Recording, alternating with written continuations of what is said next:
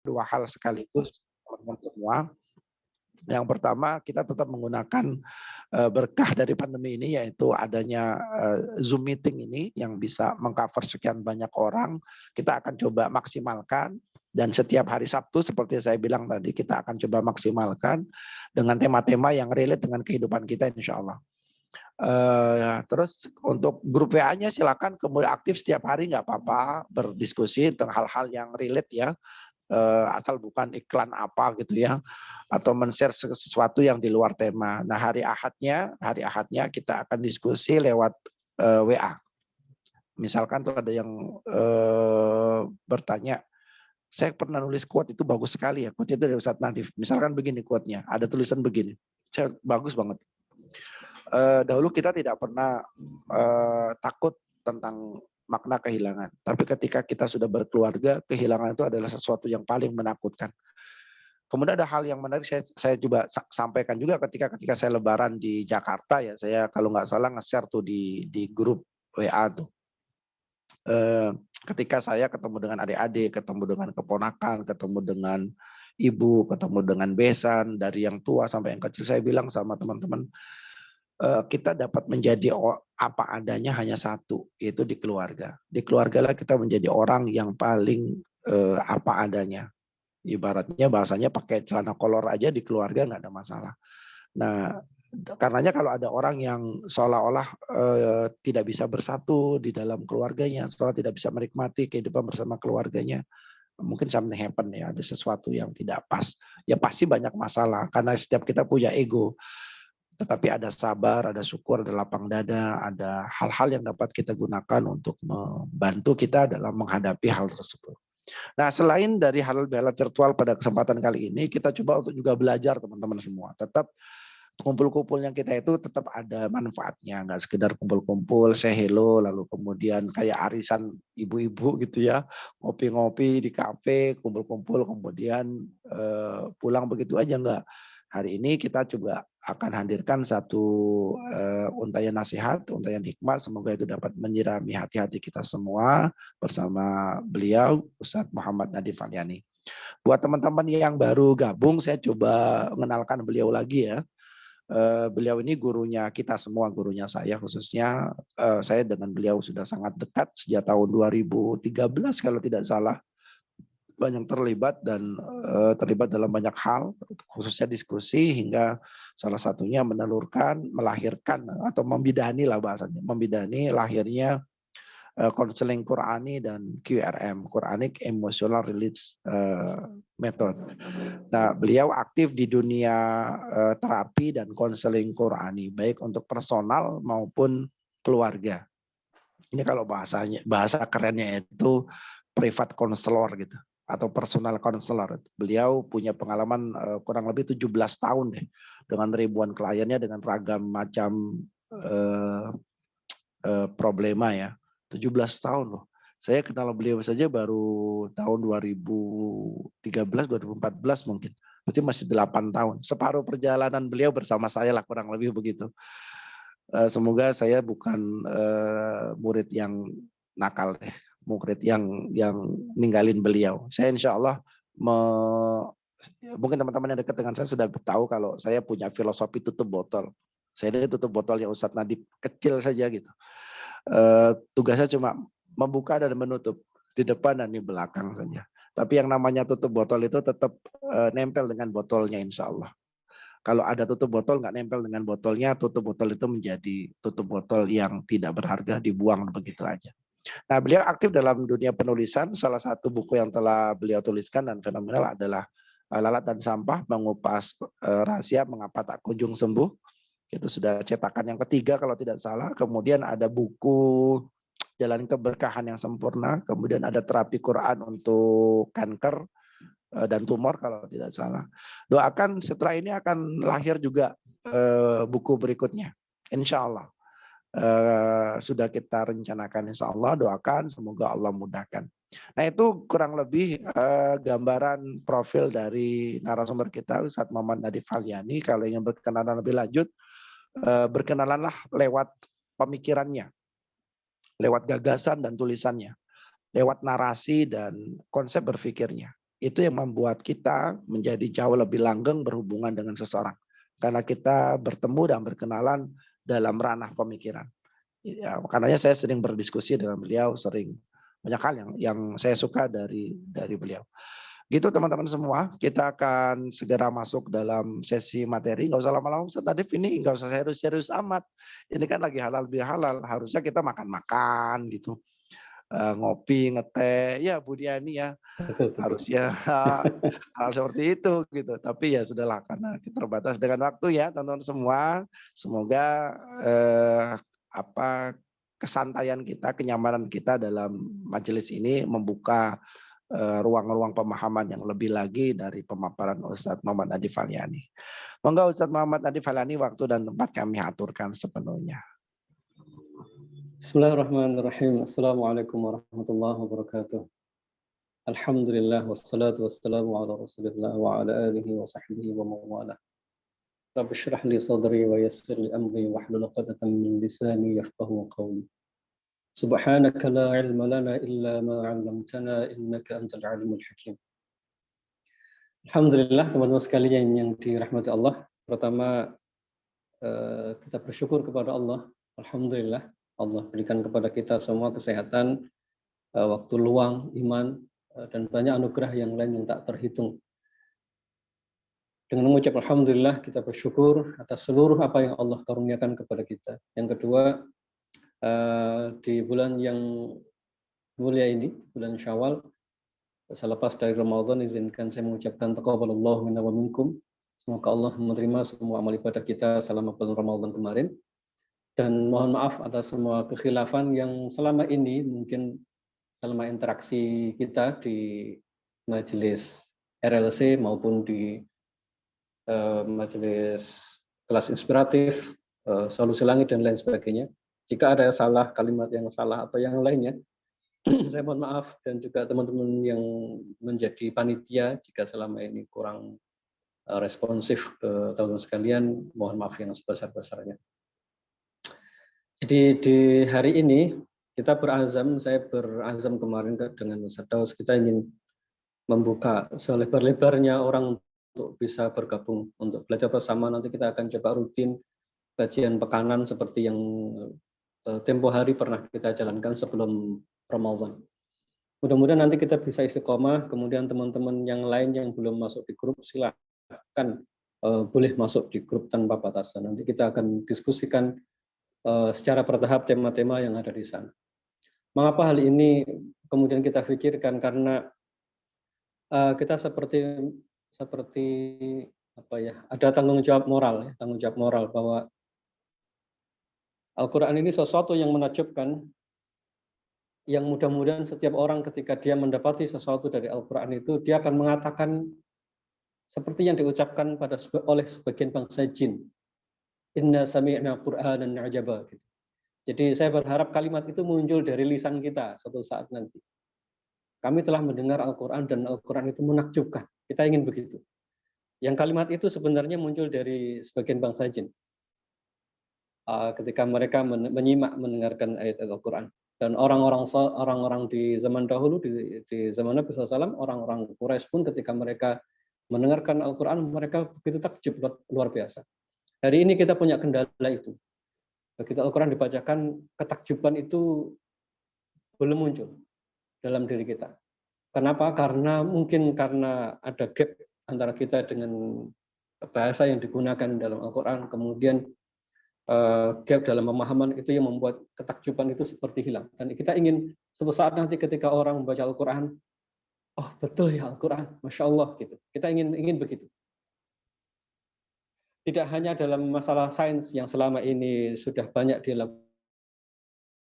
Al-Quran secara keseluruhan dia adalah jawaban yang menakjubkan atas kehidupan kita.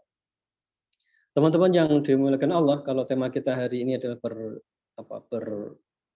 halal bil halal, atau menyambung silaturahim kembali, melembutkan hati kita masing-masing, kemudian menyambung batin kita dengan memahami tema memaafkan, ada hal yang perlu dipahami menuju memaafkan itu. Karena itu amal yang besar, ya, amal yang besar. Karena dia amal yang besar tentu tidak mudah. Nah, itu kan aksiomanya begitu. Jadi sesuatu yang besar, sesuatu yang berat, maka pasti dia tidak mudah. Tetapi karena dia tidak mudah, pasti Al-Quran pun memberikan jalan keluarnya. Kemarin ketika kita di bulan Ramadan, Allah menyuruh kita untuk berpuasa dan tujuan berpuasa itu adalah la'allakum tattaqun. Kita disuruh berpuasa yang salah satu ujung tujuannya adalah menjadi orang-orang yang bertakwa.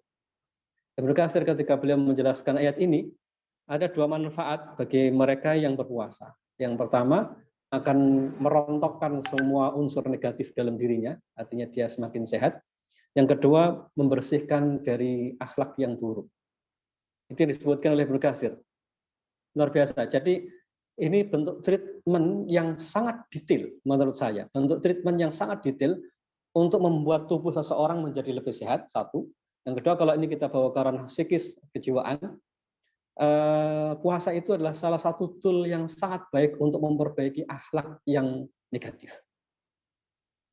Jadi kalau misalnya kemarin kita ini sudah puasa Ramadan, kemudian selepas Ramadan akhlaknya belum baik, berarti ada yang masih nempel nih di diri kita, belum merontok. Dan seharusnya puasa Ramadan itu telah membuat kita menjadi orang yang jauh lebih baik dari orang yang sebelumnya. Jadi Ramadan itu seperti sebuah pintu yang begitu kita buka, kita keluar dari pintu itu, kita menjadi orang yang baru. Punya cara berpikir baru, punya pribadi yang baru. Itulah yang mungkin diisyaratkan oleh Ibnu Katsir dalam tafsir beliau. Jadi akan merontokkan, membersihkan akhlak yang tidak baik. Akhlak yang tidak baik itu apa ya gambarannya? Mungkin kita bisa masuk ke surah Ali Imran ayat 133, 34. Di situ Allah menyebutkan salah satu sifat dari orang yang bertakwa. Surah Ali Imran ayat 133, 134. Alladzina yunfiquna fis sarra'i wad dharra, yaitu mereka ini orang-orang yang menginfakkan sebagian hartanya pada situasi yang lapang maupun situasi yang sempit. Sebelumnya, di ayat sebelumnya Allah mensifati orang-orang yang bertakwa itu, dia akan mendapatkan balasan berupa surga yang seluas langit dan bumi. Ini yang diberikan oleh Allah kepada orang-orang yang bertakwa, yaitu karakternya adalah mereka ini berinfak fi sarra wad dharra, dalam keadaan lapang maupun dalam keadaan sempit. Ibnu Katsir menyebutkan dalam keadaan sehat maupun dalam keadaan sakit. Dalam keadaan banyak kemudahan atau dalam banyak kesulitan. Apa sih maksudnya ini? Saya ingin garis bawahi seseorang yang bisa memaafkan itu, kalau tema kita hari ini memaafkan, seseorang yang bisa memaafkan itu, dia harus punya karakter ini. Yaitu, dia bisa berbuat baik dalam situasi mudah maupun dalam situasi sulit. Kalau orang punya uang banyak, lalu sedekah itu gampang. Kalau orang sering diperlakukan baik oleh tetangga, lalu dia membalas dengan baik kepada tetangga, itu mudah. Kita punya saudara, dia sangat sayang ke kita pasti akan membalasnya dengan baik, setara, atau lebih baik dari itu. Jadi itu mudah. Secara umum kita akan demikian. Tetapi Allah mensifati orang yang bertakwa ini sifatnya lebih dari itu. Yaitu dia konsisten dengan sifatnya itu apapun kondisinya. Apakah orang ini berbuat baik ataukah orang itu berbuat buruk. Konsistensi inilah yang menjadi kunci. Dia mau melakukan sesuatu yang tidak nyaman di batinnya. Mungkin itu salah satu ibrahnya ya. Jadi mau melakukan sesuatu yang mungkin bertentangan dengan batinnya. Waktunya butuh tapi dia harus mensedekahkan. Waktunya orang itu buruk tapi dia harus menyambung silaturahim. Waktunya orang itu sering memfitnah, dia tetap harus tersenyum kepadanya. Itu adalah orang yang menyambung dan orang yang berbuat baik dalam situasi lapang maupun dalam situasi sulit. Nah, teman-teman sekalian yang dirahmati Allah, saya kira salah satu hal yang bisa membuat kita ini keluar dari semua masalah dengan suami, istri, dengan teman di kantor, itu salah satunya kalau kita punya sifat ini. Karena konflik itu tidak akan selesai kecuali ada satu yang mau memulai untuk melakukan hal yang tidak dia sukai. Betul ya. Jadi kalau misalnya kita konflik ini dalam satu ruangan tempat kerja kita, semua pada pasang muka tidak enak gitu. Tidak akan selesai kecuali ada satu yang mau memulai lebih dulu. Yang mau meletakkan egonya, walaupun dia sebenarnya ingin balas. Misalnya, kita konflik dengan orang, selamanya tidak akan selesai konflik itu kecuali salah satu harus ada yang mau memulai. Makanya di ayat ini Allah sebutkan sifat orang bertakwa itu Dia harus bisa berbuat baik dalam situasi yang gampang maupun dalam situasi yang susah. Kebayang ya, kalau ini bisa menjadi jalan keluar ya. Kalau misalnya kita ada masalah dengan pasangan gitu, itu tidak akan selesai kalau masing-masing itu masih bicara tentang ego, masih bicara tentang saya sudah banyak jasanya Pak, kapan dia mau berubah? Saya sudah melakukan banyak hal Pak, sekali-kali saya balaskan tidak apa-apa misalnya. Dia sudah menzalimi saya 2 tahun Pak, ini masuk tahun ketiga, boleh dong saya balas dia sekali saja. Selama kalimat-kalimat itu masih ada, tidak akan selesai itu konfliknya. Jadi orang yang bertakwa itu akhirnya dia adalah pionir dalam kebaikan. Itu ya. Jadi dia mau melakukan sesuatu yang orang lain tidak bisa. Karena kalau orang lain bisa melakukan itu artinya dalam situasi yang lapang, yang mudah. Semua orang bisa. Tapi orang yang bertakwa itu pada saat orang lain berhenti dia melangkah. Pada saat orang lain enggan untuk mau memulai, dia justru memulai. Makanya salah satu definisi menyambung silaturahim itu adalah menyambung pada orang yang memutus. Luar biasa ya, Masya Allah, ketika Nabi SAW menyebutkan kalimat itu. Jadi kalau kita sekarang sudah keluar dari Ramadan, salah satu karakter yang harus muncul adalah kita mau menjadi orang yang meletakkan itu. Keluar dari Ramadan, kita harus bisa melakukan kebaikan pada saat orang lain tidak bisa. Kita harus mau memulai pada saat orang lain tidak mau memulai. Kita harus mau mendekat saat orang lain memilih menjauh. Kita harus mau mendorong diri kita untuk menjadi aktor yang menyelesaikan masalah. Berinfak dalam situasi yang lapang maupun yang dalam situasi sulit itu kan artinya dia yang menjadi jalan keluar atas konflik itu, atas situasi sulit itu. Menakjubkan ketika Al-Quran menggambarkan itu. Dan kalau ini dimiliki oleh orang-orang beriman, maka betullah sifat-sifat buruk itu yang ada dalam dirinya akan hilang. Nah, kalimat yang kedua, wal kadhiminal ghaidh. Kalimat yang dipakai itu adalah menahan amarah. Tapi amarah, istilah yang dipakai dalam ayat ini bukan al-ghadab. Imam Qurtubi ketika menjelaskan dua kata ini ternyata beda maknanya. Al-ghadab itu marah yang nampak. Sudah keluar dari badan, nampak ekspresinya, nampaklah intinya secara zahir kelihatan. Mungkin kelihatan di wajahnya, di sorot matanya, di sikapnya, di lisannya, di update statusnya gitu ya, kelihatan gitu. Kalau dia sedang marah. Kelihatan dalam aktivitasnya, itu semua nampak. Nah, kalimat ghadab itu hanya pantas dinisbatkan kepada Allah, kata Imam Qurtubi. Tidak pantas dinisbatkan kepada kita. Kita potong dulu. Kita jangan masuk ke wal kadhiminal ghaidh, tapi ghadab dulu. Itu artinya berarti teman-teman sekalian, kalau ghadab ini dinisbatkan kepada Allah, maka artinya berarti ketika Allah murka pada seorang hamba, itu pasti ada efeknya. Gitu. Paham ya? Jadi kalau misalnya tadi siapa Imam Qurtubi mengatakan ghadab itu dinisbatkannya hanya kepada Allah, artinya kalau definisinya tadi marah itu sesuatu yang nampak akhirnya, nampak, terlihat. Itu berarti ketika Allah murka itu pasti nampak itu efeknya ke kehidupan kita. Ini nanti akan nyambung sekali teman-teman sekalian dibahas di bukunya Ibnu Qayyim al-Jauzi di Ad-Da'wah wa Dawa, mungkin di lain kesempatan. Intinya adalah teman-teman sekalian kalau kita berbuat sesuatu yang tidak baik, mari kita sama-sama segera istighfar. Segera bertaubat kepada Allah, karena pasti akan nampak. Oke, pasti akan nampak dalam kehidupan kita karena ketidakridhaan Allah atas perilaku kita, ketidakridhaan Allah atas apa yang kita kerjakan dalam keseharian kita. Itu al-ghadab. Sedangkan perintah yang dalam ayat ini, wal kadhiminal ghaidh, itu adalah kalau Imam Qurtubi menyebutkannya begini. Al-ghaidh itu kemarahan, itu adalah asal mula dari ghadab. Jadi ghadab itu sudah muncul, sedangkan wal kadhiminal ghaidh, menahan marah yang dalam kata ini itu maksudnya masih di dalam. Tidak nampak sama sekali. Nah, bahasa beliau, perasaan marah yang tak nampak sedikit pun.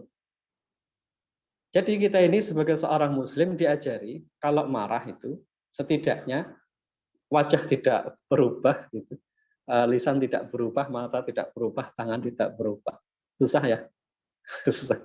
Makanya kemudian Rasulullah mengajari kita, ya Allah, aku mohon kepadamu kalimat al-haq, kalimat yang benar. indal ghadab wa ridha, dalam keadaan marah maupun dalam keadaan ridha. Itu marah yang sudah mau meledak, mau keluar tuh ekspresinya. Lalu kita minta tolong, kita berdoa kepada Allah, ya Allah aku tetap minta agar kalimat yang keluar nanti kalimat yang hak gitu. Itu ghadab. Nah, wal kadhiminal ghaidh itu maksudnya adalah menahan amarah yang tak nampak sedikit pun. Teman-teman nanti bisa cek deh hadis-hadis yang menjelaskan tentang keutamaan menahan marah. Misalnya seseorang yang dia menahan amarah, dia akan dipanggil di yaumul qiyamah nanti. Kemudian dia dipersilahkan untuk memilih bidadari manapun yang dia mau. Itu kalimat yang digunakan adalah itu tadi, ghaidhan, menahan amarah yang tak nampak tadi, yang sampai tidak nampak. Jadi teman sekalian yang dirahmati Allah, skill yang harus kita miliki selepas dari Ramadan itu adalah mulai meletakkan marah itu murni ada di dalam sini. Mulai berwajah manis dalam setiap kondisi. Jadi ini bukan berpura-pura ya, bukan berpura-pura bahagia. Karena berpura-pura bahagia itu menderita. Ya, ini enggak. Ini berpura-pura bahagia dalam maksudnya adalah untuk menghadirkan kebaikan yang lebih besar. Teman-teman sekalian, kalau misalnya kita marah nih sama orang gitu, cekcok sama teman, satu kantor gitu. Lalu wajah kita tidak pernah berubah sejak pertama kali konflik. Kira-kira teman kita sekantor itu mau mendekat atau tidak? Enggak. Maka kita harus memiliki sifat yang pertama tadi, memulai supaya semua bisa selesai. Dan cara pertama itu adalah tampilan kita tetap cool, walaupun batin kita belum selesai. Itu bukan berpura-pura, bukan berpura-pura bahagia. Atau bahasa anak muda sekarang, ini saya tidak mau munafik, Pak. Enggak, ini bukan kemunafikan. Ini adalah jalan keluar. Ini adalah jalan keluar. Menahan amarah yang enggak nampak. Oh Pak, saya tidak bisa begitu Pak. Saya bisanya itu ya kalau marah-marah, tapi setelah itu selesai Pak. Oh itu tidak selesai, tuh Pak. Tidak selesai. Ya selesai di kita, tapi di orang lain tidak selesai. Karena marah yang sudah nampak itu ada pengaruhnya. Masih ingat ya definisi ghadab tadi? Marah yang sudah nampak itu pasti ada pengaruhnya ke orangnya, ke orang di sekitar kita. Kita habis nempeleng anak nih, misalnya habis dijewer gitu sambil marah luar biasa. Kalau kita ajak beli es krim, kira-kira besoknya apakah dia bisa cair seperti tidak ada masalah? Enggak kan? Gitu. Berbeda kalau misalnya kita menahan amarah. Jadi menahan amarah yang tidak nampak sama sekali. Jadi teman-teman sekalian, yang dimaksud dengan ghadab tadi adalah menimbulkan asar, pengaruh pada orang di sekitarnya. Wal kadhiminal ghaidh, menahan diri dari marah dengan maksud supaya tidak menimbulkan efek negatif pada orang di sekitarnya. Jadi mulai sekarang kita mulai berpikir, Pak, berarti saya harus pura-pura tetap baik pada orang. Iya, iya. Sementara berpura-pura dulu. Nanti masuk ke level yang ketiga. Sementara berpura-pura dulu. Jadi saya tidak perlu sekali waktu ngamuk gitu Pak. Ini sudah 2 tahun dia nyakiti saya. Ini masuk 2 tahun plus 1 hari. Saya hajar dulu lah ini orangnya gitu misalnya. Enggak. Tetap tidak bisa. Tetap jangan gitu. Kenapa? Karena sifat yang tadi kadhiminul ghaidh itu adalah kemarahan yang tak nampak sama sekali. Sampai kapan? Ya terus kan sampai terus gitu. Tidak ada komanya, tidak ada. Karena itu cara yang paling ideal untuk menyelesaikan konflik. Kembali kepada poin pertama tadi. Yunfiquna fis sarra wad dharra. Orang yang mau melakukan poin yang kedua ini, dia memang harus berkorban untuk orang lain. Karena untuk menyelesaikan konflik itu, satu-satunya jalan adalah harus ada orang yang mau mengalah. Konflik dengan istri, konflik dengan suami, konflik dengan anak, teman, siapapun lah. Kalau tidak ada yang ngalah, tidak ada yang memulai untuk Islam. Sampai kapan Pak? Saya ngalah terus nih. Ya terusin ngalahnya. Terus. Nanti tentang kezaliman nanti ya di lain kesempatan insyaallah. Tapi poinnya di ayat ini kita diajari untuk selalu bersikap yang baik dalam kondisi apapun. Yang ketiga, wal afina 'anil nas, yaitu memaafkan sesama manusia. Karena orang yang melakukan orang yang melakukan pada poin pertama tadi, berkorban, itu tetap ada sisi negatif mungkin yang terselip atau setan menyelipkan dalam pikirannya. Aduh, harus berkorban lagi, sampai kapan nih orang itu sadar? Itu saya kira itu akan muncul gitu ya secara alami, dan itu maklum lah, wajar gitu.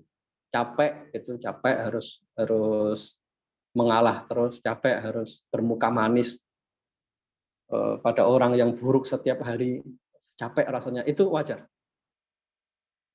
Tapi kalau itu diteruskan, hidup kita begitu, tema besarnya itu capek akhirnya. Nah, bagaimana agar tidak capek? Di poin yang ketiga, wal 'afina 'anil nas. Sudah, maafkan saja. Jadi tahap pertama, melakukan hal yang mustahil. Coba deh sambung silaturahim pada orang yang buruk. Coba deh tetap ngasih hadiah pada orang yang buruk. Masih ganjel, oke lah, tahan. Wajah kita tetap harus sumringah ketemu dengan orang. Masih senyum, update statusnya terkendali, komen-komennya sangat terkendali. Nah, gitu. Kalau itu susah, masalah yang ketiga. Wal 'afina 'anil nas, memaafkan. Belajar untuk memaafkan. Nah, kalau kita menguasai ketiga hal ini, maka itulah yang sangat menakjubkan pada diri orang-orang yang bertakwa.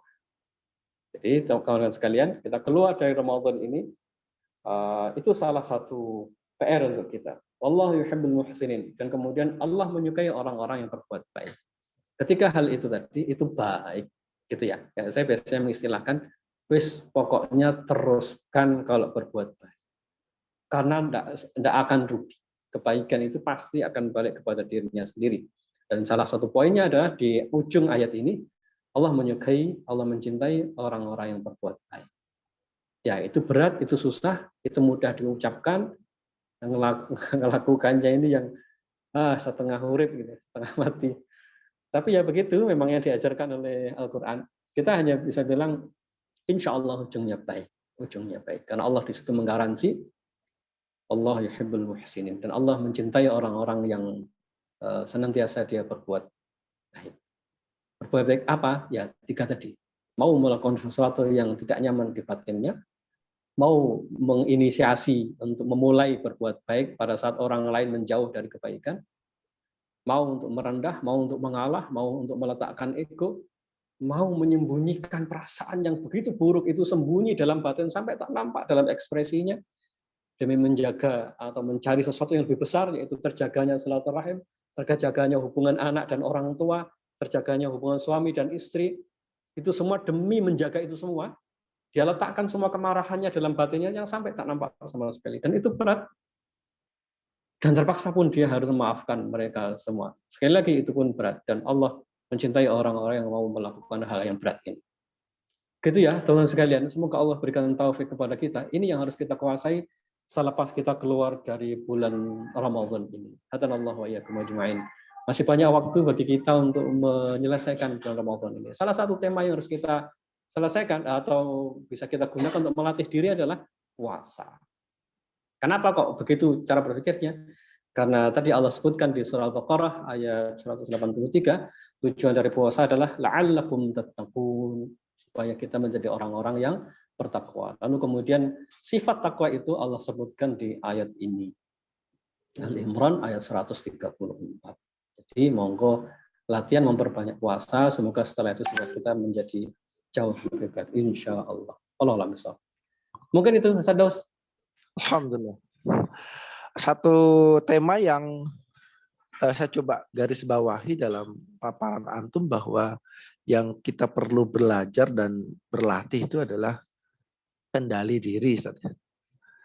Jadi karakter utama dari orang yang bertakwa dalam surah Al-Imran itu, wasari'u ila magfiratin min rabbikum itu, dan selanjutnya kalau kita lihat itu semua terkendali dalam lapangnya, dalam sempitnya, dalam terpojoknya maupun dalam keadaan bebas melakukan segala sesuatunya. Dia bisa membalas pun semua dalam kondisi terkendali gitu. Nah, ini yang yang mungkin benar seperti yang dijelaskan tadi bahwa puasa itu menjadi salah satu kawah candra di mukanya ya, latihan yang luar biasa dalam proses seseorang mengendalikan dirinya, mengendalikan keinginannya, mengendalikan egonya. Jadi teman-teman semua, mungkin termasuk saya dan kita semua lah, masih dalam tahapan mengendalikan diri ya, tentang kendali diri. Bagaimana tentang hal tersebut? Ya, kita dalam taraf itu, kita dalam taraf belajar untuk mencapai titik itu semua, dan itu sebenarnya bisa kita lakukan. Melakukan hal yang mustahil menurut orang lain itu biasa kita lakukan, dan itu naluri kita semua begitu sebenarnya. Melakukan hal yang tidak nyaman di batin, tapi harus dilakukan. Itu hal yang alami. Saya menyebutnya alami karena pada dasarnya kita pasti akan melakukan itu. Dulu misalnya antum Ustaz Daus kuliah atau sekolah di sekolah A, B, C gitu, atau teman-teman sekalian. Yang di situ kita kadang tidak suka itu di sekolah gitu. Tapi kan kita harus jalani itu sekolah. Sampai sekarang. Atau kita yang sekarang bekerja di sebuah tempat yang kita tidak suka sebenarnya, pengen tempat yang lain, kita punya keinginan yang lain. Toh sekarang kita menjalaninya tuh di tempat kerja itu. Jadi artinya apa yang diminta tadi di ayat tadi, menginfakkan dalam kondisi lapang maupun sempit, yaitu melakukan sesuatu yang kita tuh tidak suka, berat gitu. Itu hal yang alami dan kita biasa dan kita sudah melakukan itu semua. Betul ya? Jadi kita sudah melakukan itu semua. Begitu banyak kan di antara sebagian pilihan-pilihan hidup kita itu yang kadang ini terpaksa harus kita jalani gitu. Jadi sebenarnya ketika Al-Qur'an menyebutkan tentang alladzina yunfiquna fis sarra wad dharra itu kita banget gitu. Itu bukan cerita utopia yang sangat tinggi yang hanya orang-orang khusus yang bisa melakukannya, bukan. Karena secara alami kita pun punya kemampuan untuk itu. Contoh misalnya kita berumah tangga, lalu kemudian ada orang tua, kita harus ngerawat. Kita kan sebagai perempuan misalnya, sebagai istri, pengennya kan sama suami, sama ngurus sama anak-anak. Tapi ada orang tua yang sakit misalnya. Kan mau tidak mau kita harus bicara tuh dengan keluarga, lalu kemudian kita berkorban mau merawat beliau. Itu kan sesuatu yang kita tidak suka, tapi kita memilihnya tetap. Kita tetap memilihnya. Kita misalnya kalau disuruh milih, saya pengen nih anak-anak itu sekolahnya nggak usah jauh-jauh lah di dekat rumah saja. Tapi kan tiba-tiba kita pilih kan enggak, dia harus di tempat yang jauh karena begini. Coba lihat, cara kita memutuskan itu apa artinya? Kita tiba-tiba mengambil sesuatu yang sebenarnya kita sendiri tidak suka itu, tapi harus diambil. Jadi kalimat alladzina yunfiquna fis sarra wad dharra itu sebenarnya adalah kita banget. Saya tidak punya bahasa lain gitu ya. Itu sebenarnya itu alamiah, itu diri kita banget. Betul. Hanya saja pada tema memaafkan kok jadi lain gitu. Ya gitu. Padahal sebenarnya kita sudah melatih itu dalam keseharian kita selama ini. Jadi kawan-kawan sekalian, kalau tadi tema ini diangkat itu bukan sesuatu yang apa namanya? Ini bukan sesuatu yang mustahil. Ini bukan sesuatu yang sangat berat, yang hanya orang-orang spesial yang bisa melakukannya. Enggak, bukan begitu. Cara berpikirnya adalah ayat ini disebutkan oleh Allah, ini kalau Allah berarti ini bisa diamalkan oleh siapapun termasuk diri kita. Kan begitu berarti cara berpikirnya. Iya, sebenarnya ada gap pemahaman dalam pemaknaan ayat tersebut, Ustaz. Alladzina yunfiquna fis sarra'i wad dharra. Karena kalimat yang digunakan adalah yunfiqun, kemudian orang berpikir bahwa itu kaitannya dengan harta. Ya, tentu. Kan begitu. Nah, itu yang menjadikan gap pemahaman tersebut sehingga tidak merasuk dalam setiap kita. Coba nanti teman-teman begitu nggak? Kalau teman-teman merasakan ada gap pemahaman tersebut dan tidak terartikulasikan ke bahasanya atau tidak terejawantakan, tidak sampai kita pemahaman pada ternyata itu kalau kita lebarkan maknanya menjadi makna yang luar biasa. Ternyata karakter diri ya, karakter kita yang kemudian siap melakukan segala sesuatu kebaikan tidak tergantung dengan kondisinya, menjadi pionir kebaikan.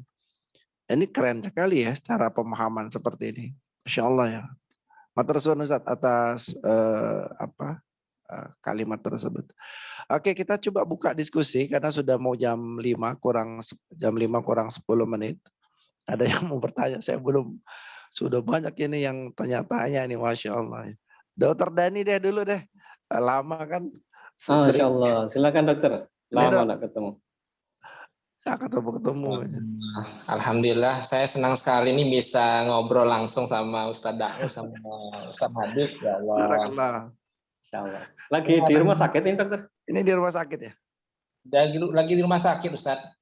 Oke. Mangga, Ustadz. Alhamdulillah sore ini bisa lebih sedikit fokus ya nyimak Ustadz Nadib. Biasanya kalau nyimak Zoom itu saya nyambil-nyambil. Oh gitu ya. Sekarang lagi nggak ada pasien. Alhamdulillah senang sekali bisa nyimak Ustadz Nadib dari awal tadi. Masya Allah. Sebenarnya banyak yang saya mau diskusikan Ustadz, tapi ya udah nggak apa-apa, bagi-bagi sama teman-teman yang lain. Seandainya kita saat ini sebagai orang tua Ustadz, saya itu punya anak umurnya kelas 4 SD, kemudian yang kedua umurnya hampir 6 tahun, yang ketiga 4 tahun. Nah, biasanya kan anak-anak itu tingkahnya itu kan kadang-kadang, mohon maaf ya Ustadz, bikin orang tua jengkel ya Ustadz. Saya pribadi aja kadang-kadang lagi belajar gimana caranya marah yang benar sama anak-anak. Kalau misalnya nggak dimarah, nanti mereka ya menganggap benar tuh dengan segala macam perilaku anak-anak loh Ustadz ya. Tapi kadang-kadang kalau misalnya kita marah kebablasan, ini sebenarnya gimana cara marah yang benar itu gimana Ustadz? Oke. Cara marah yang benar. Antara tujuan mendidik dengan respon diri terhadap permasalahan pada anak. Marah salah satunya. Ya sebenarnya tidak marah juga ya, ada sedih juga, ada kecewa juga, ada ketawa juga, tapi dengan tema pendidikan pada anak seperti apa? Monggo Ustaz. Nah, ini kalimatnya tadi wal kaziminal ghaiz. Kaitannya dengan itu seperti apa? Pertama teman-teman sekalian, cermati kalimat dari Imam Hasan Al-Basri ketika beliau ditanya oleh seseorang. Kalimat dari Hasan Al-Basri. Beliau ditanya oleh seseorang, beliau ini bilang kepada Hasan Al-Basri, berilah saya dukungan. Jadi beliau ini minta kepada Hasan Al-Basri untuk mendukung beliau, entah apa yang dilakukan oleh laki-laki ini. Kemudian beliau minta wasiat. Kemudian Imam Hasan Al-Basri memberikan wasiat kepada beliau. Dengarkanlah, kata beliau. Muliakanlah Allah dimanapun engkau berada, maka Allah akan memuliakanmu. Kalimat beliau sepenggal begitu. Muliakanlah Allah dimanapun engkau berada, maka Allah akan memuliakanmu. Laki-laki ini kemudian mengatakan, aku pegang nasihat atau wasiat dari Imam Hasan Al-Basri ini, dan sungguh aku dapati diriku dimuliakan oleh Allah. Gitu. Jadi apa maknanya? Maknanya teman-teman sekalian, kemuliaan yang diberikan oleh Allah kepada seseorang itu salah satunya adalah dia akan dimudahkan untuk mengarahkan orang lain. Mudah untuk mendidik orang, mendidik keluarga, dan lain sebagainya. Itu salah satu bentuk kemuliaan yang Allah berikan. Jadi langkah pertama, latihlah diri kita dengan hal yang sifatnya spiritual. Salat malam, doa. Lalu ketika doa itu, berdoalah, ya Allah berikanlah saya sebuah kalimat yang keluar dari rohani, keluar dari batin, yang bisa menyentuh batin atau jiwa anak saya, atau istri saya, atau keluarga saya, atau siapapun yang mendengarkannya. Ya Allah berikanlah kepada saya sebuah kalimat, yang kalimat itu mudah difahami, yang dekat dengan kebenaran, jauh dari keburukan. Sempurnakan itu aja terus. Ya, terus saja diulang-ulang begitu nanti dalam keseharian kita. Ini mumpung dokter ada di sini, kemudian keluarga misalnya di luar kota, coba banyak doa gitu. Ya Allah, berikan saya sebuah kalimat yang kalimat itu mudah dipahami oleh mereka, mudah diikuti oleh mereka. Karuniakan kepada saya kalimat yang hak, kalimat yang benar, yang kebenarannya pun akan diyakini dan diikuti oleh anak dan istri saya. Terus begitu. Itu yang terjadi pada orang-orang saleh terdahulu, teman-teman sekalian. Makanya kalimat-kalimat mereka itu sepenggal, sepotong, tapi kalimat itu diingat baik-baik oleh anak-anaknya. Coba lakukan itu dulu ya. Sambil kemudian hal-hal yang sifatnya haram dijauhkan, harta yang haram dan lainnya seperti nanti di lain kesempatan. Tapi ini itu dulu. Itu yang lebih mudah. Ulang-ulang kalimat tadi. Ya Allah, berikan saya kalimat yang baik. Yang dengan kalimat ini anak saya mau mendengarkan saya. Berikan kepada saya kalimat yang berkah, yang dengannya muncul semua kebaikan-kebaikan dalam diri anak saya. Ya Allah, Jangan kau cabut rahmatmu dari lisan saya. Agar ketika saya menasihati anak, tidak tumbuh keburukan dalam dirinya. Terus begitu, ya Allah berikan saya kalimat yang berkah, sifat yang berkah, karakter yang berkah. Agar dengan itu tumbuh kebaikan-kebaikan dalam diri anak saya. Terus doa begitu saja dulu. Setiap hari. Serius ini. Ya, nanti teman-teman sekalian lakukan itu deh. Doa begitu. Mudah-mudahan setelah itu kita akan mudah mengarahkan. Kemudian tentang bagaimana dengan anak-anak, biasakan dialog terlebih dulu. Bangun kebiasaan dialog supaya mereka bisa mengerti mana yang poin benar dan mana poin yang salah. Tadi kan kita minta berdoa kepada Allah agar kalimat kita itu muncul kalimat yang hak, kalimat yang benar. Tapi dalam situasi anak belum memposisikan kalimat kita menjadi kalimat yang baik, dia tetap tidak akan bisa menerima. Makanya begitu kita marah, yang ketangkep tetap marahnya, kontennya hilang.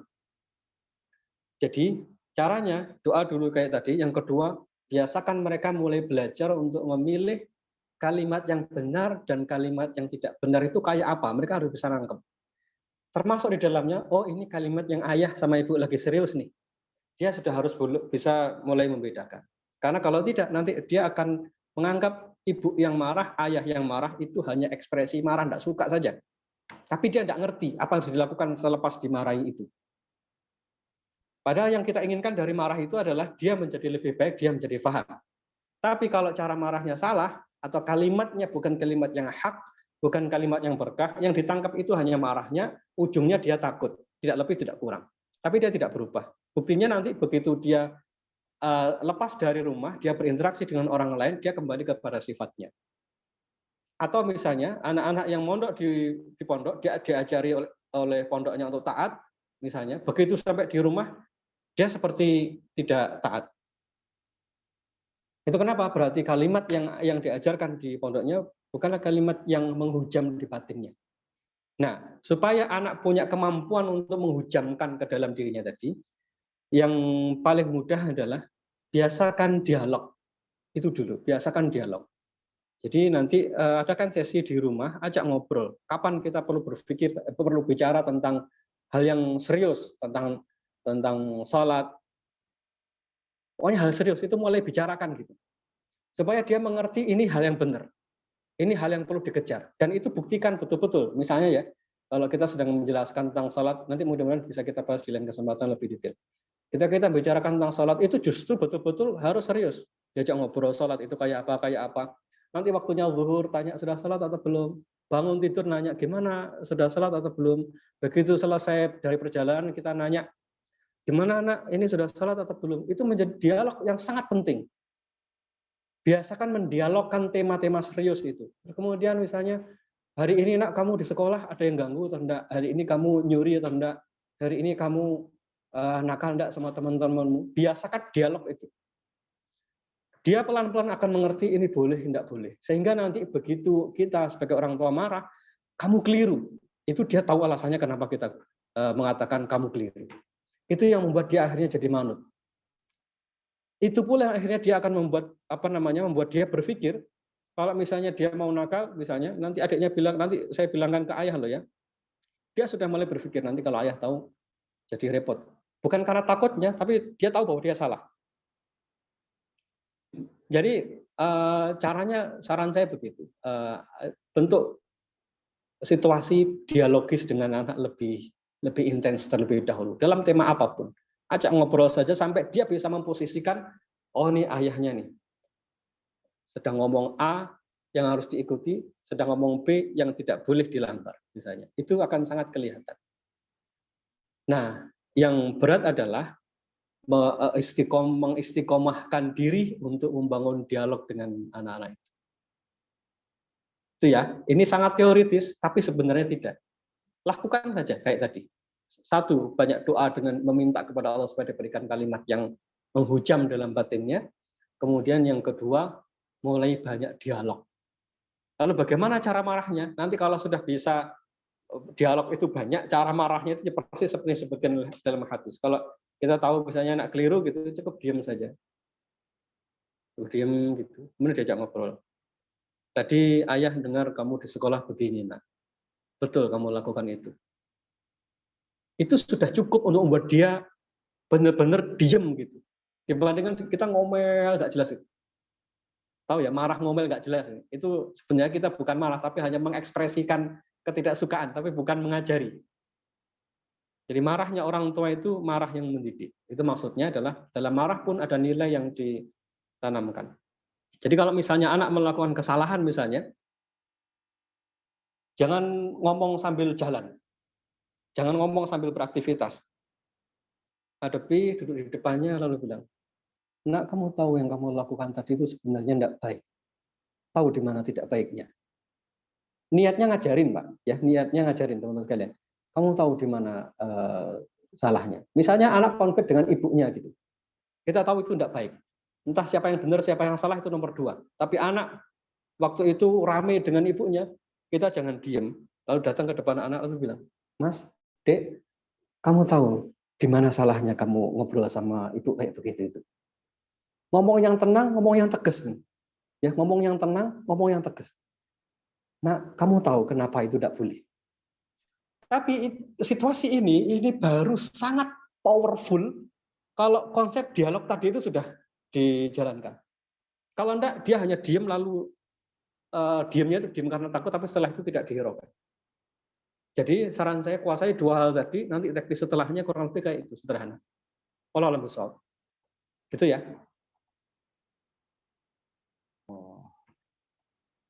Satu hal yang kemudian yang bisa saya tambahkan saat bahwa kebiasaan membangun kebiasaan dialog dengan anak itu menjadi satu step penting. Kenapa? Karena anak terbiasa untuk mendengar. Itu yang kemudian yang sepertinya pada keluarga zaman sekarang itu yang kemudian tidak terbangun. Makanya kemudian kita banyak pertanyaan kan. Ketika bilang, "Ustadz, saya nyuruh anak saya sholat kok susah banget ya. Sekali saya minta beliau enggak mau. Kedua, nanti mah. Ketiga, sabar loh mah, saya lagi main game nih." Karena hal yang sangat keliru. Ternyata ada satu step yang memang terlewatkan, yaitu menyiapkan anak untuk mendengar nasihat. Ya teman-teman semua, kita bersyukur bahwa di tema-tema seperti ini banyak muncul dalam diskusi-diskusi kita di kelas inspiratif, di kelas online maupun di kelas tatap muka. Karena memang perkaranya ini menjadi persoalan tidak kita seseorang, tidak satu keluarga, kita sendiri, banyak yang di luaran sana yang seperti itu.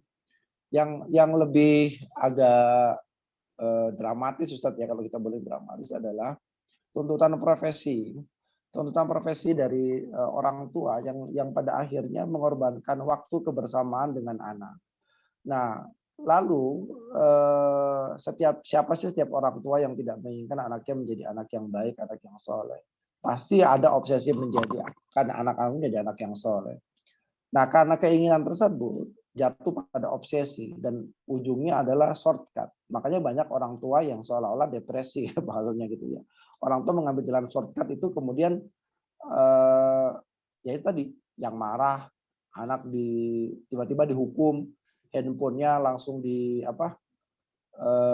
disita sekian lamanya, anak tidak dikasih uang jajan, dimarah-marahi.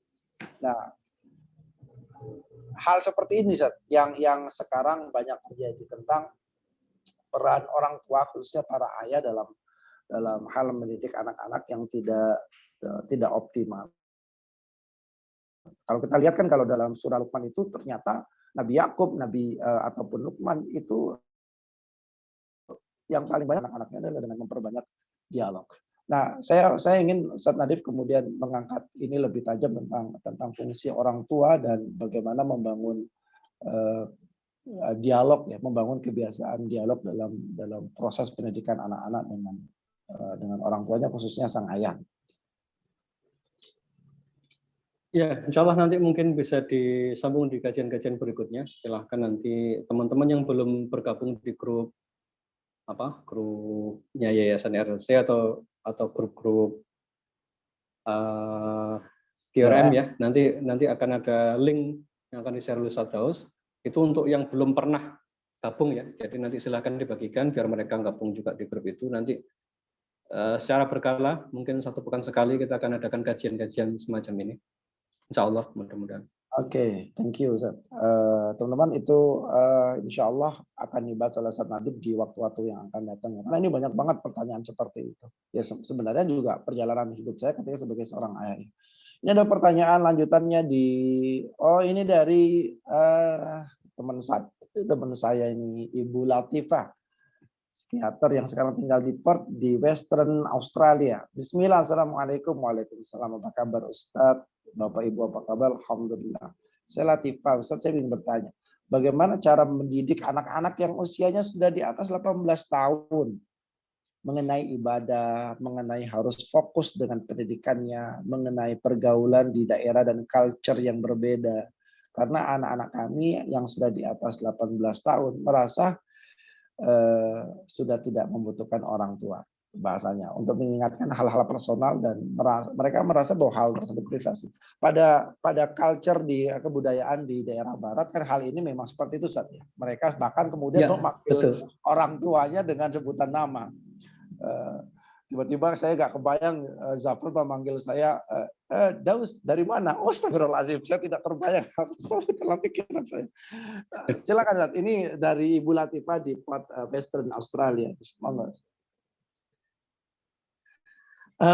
Mungkin tidak bisa sesingkat ini ya. Saya berharap nanti teman-teman berproses. Saya ingin kita semua nanti berproses seiring waktu karena ini bukan teori tapi terapan. Kita ingin berubah bersama-sama. Jadi saya berharap nanti teman-teman hadir kayak kita pecahkan masalah-masalah semacam ini bersama-sama. Dan banyak hal yang harus kita siapkan. Saya hanya berpegang apa disebutkan oleh Ibnu Jauzi dalam buku beliau At-Tibur Ruhi. Beliau menyebutkan tahapan-tahapan usia.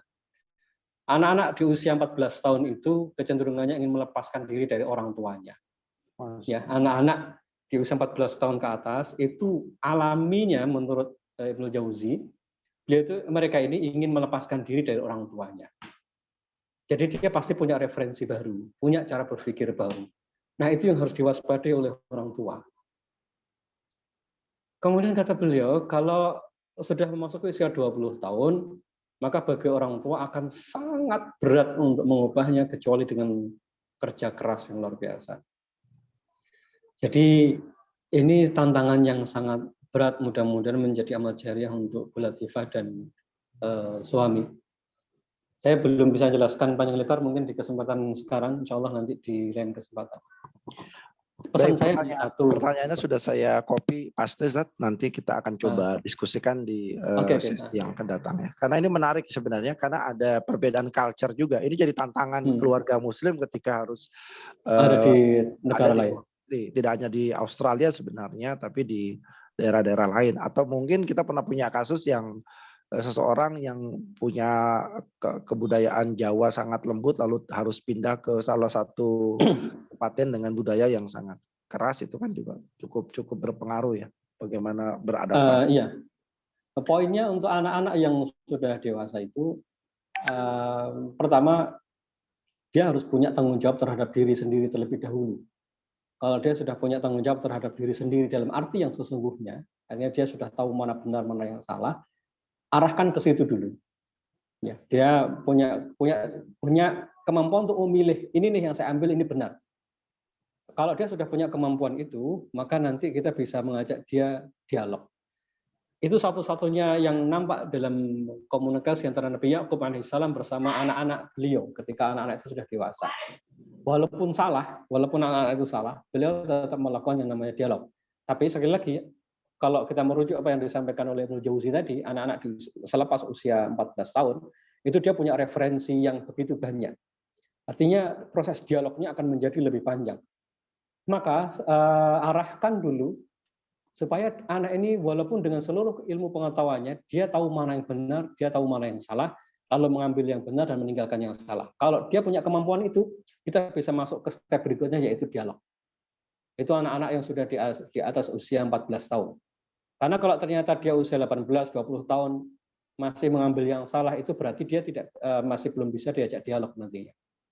Tetapi jangan berkecil hati, dialog itu tetap lakukan, tetap bersikap lembut ke mereka, tetap bersikap baik kepada mereka, dan tetap didoakan, tetap diajak bicara. Doa. Kalau mengikuti teori psikologi murni, tidak ada jalannya nanti. Karena harus dialog terus-menerus sampai kapan, itu tidak ada jalannya.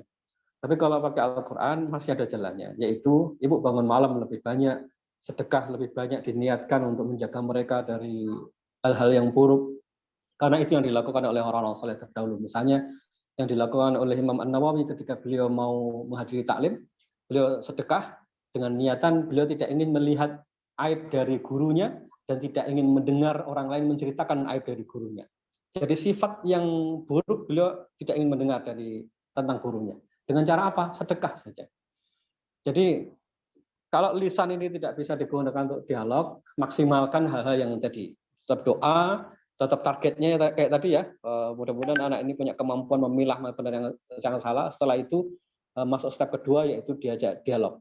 Kalau ini susah, maka lakukan yang berikutnya yaitu doa, perbanyak sedekah. Ambil dua itu dulu. Doa, perbanyak sedekah khusus untuk anak-anak. Doakan, minumkan air zam-zam misalnya. Karena itu doa-doa yang mustajab. Sebut mereka ketika sujud, ketika gerimis, ketika malam, itu terus saja doakan mereka. Nanti setelah itu sisipkan dengan dialog pelan-pelan. Mudah-mudahan Allah ubah mereka, insya Allah. Ya. Ustaz Daud, saya minta maaf, ini 3 menit lagi di Lumajang sudah maghrib. Betul, saya juga harus persiapan untuk buka puasa meskipun sudah jam sini. Teman-teman sorry ya, dulu Pak Hardadi ada pertanyaan juga di situ, saya belum bisa saya sampaikan. Nanti kita sambung lah, insya Allah. Diskusi di grup, teman-teman semua. Thank you atas kehadirannya semuanya. Mohon maaf atas semua kesalahan kami. Terima kasih Ustaz Nadif karena juga sudah waktunya sudah sangat mepet sekali. Mama sudah maghrib ya di sana ya? Kak, di sini jam 6, jam 18.00. Thank you semuanya. Ada Dr. Dani, ada Dr. Irna, ada Mas Wahyu, ada Ibu Guru, Bu Ismaya, ada banyak deh ya. Ada banyak banget ini, insya Allah ada 80 orang ya, kalau tidak salah tadi, 76 sekarang. Semoga apa yang disampaikan Ustadz Nadif pada kesempatan sore hari ini dapat kita pahami semua, dapat kita amalkan. Nanti kita akan share salah satu link untuk bergabung dengan grup yang terbuka untuk siapapun. Ya, jadi teman-teman nanti share ke siapa saja silakan. Dengan itu nanti teman-teman di luaran sana bisa belajar, circle-nya bisa belajar langsung dengan Ustadz Nadif, dengan kami, dengan kita-kita semua. Tema-temanya sangat relate dengan kehidupan kita, dengan diri kita, dengan keluarga kita, dengan anak-anak, dengan cara mencari rezeki, cara merespon masalah, traumatik, luka batin kalau bahasanya inner saya lupa. Inner circle atau apa begitu. Insya Allah kita ketemu lagi di pekan depan jika tidak ada halangan. Semoga Allah mudahkan. Terima kasih sekali Ustadz Nadif karena sudah maghrib. Kita tutup dengan sama-sama membaca kalimat hamdalah dan doa kafaratul majelis. Alhamdulillahirabbil alamin. Subhanakallahumma wa bihamdika asyhadu an la ilaha illa anta astaghfiruka wa atubu ilaik. Wa afu minkum hadanallahu wa iyyakum ajmain. Matur suwun. Assalamualaikum warahmatullahi wabarakatuh. Assalamualaikum warahmatullahi wabarakatuh.